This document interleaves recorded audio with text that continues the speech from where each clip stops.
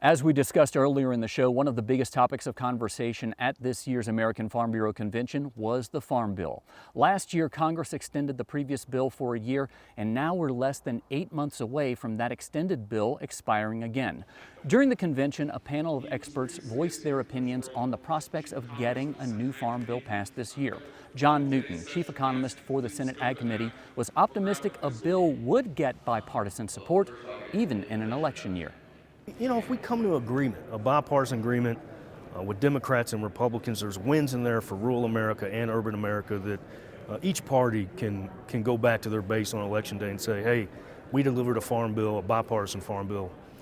And I certainly think that's possible. But we've got, as you heard today, we've got some hurdles to overcome. Louisiana Farm Bureau 3rd Vice President Richard Fontenot, a rice, crawfish, and soybean farmer from Evangeline Parish, attended the panel discussion.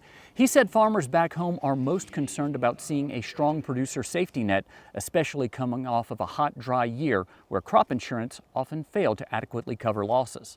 In Louisiana, our weather dynamics and other issues really in terms of grade and quality and logistics, we really have a difficult time getting the crop insurance to perform, as well as ARC PLC. So safety net and that program is more critical than the others.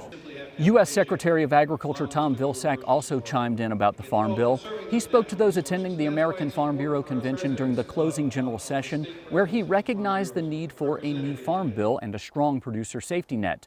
The USDA has taken criticism for its slow and inadequate response in disaster aid.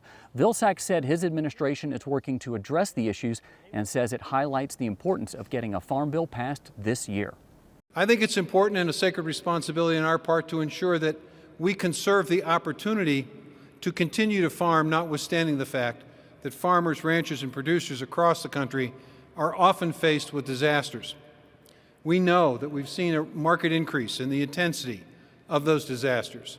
The 100-year flood doesn't occur every 100 years. Unfortunately and tragically, in some parts of the country, they occur 100 days apart.